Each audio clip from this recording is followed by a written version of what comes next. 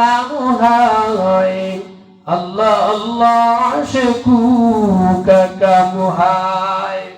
ওই আল্লাহকে নিয়ে কেন ব্যস্ত হও না? নিজেকে আল্লাহর কাছে সারেন্ডার করে দাও যে আল্লাহ আমার মতো নাফরমান দুনিয়ার মধ্যে কেউ নাই।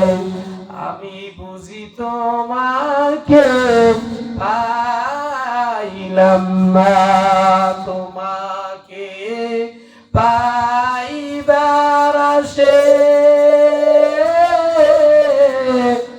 ঘুরি আমি তার বিদেশে রে।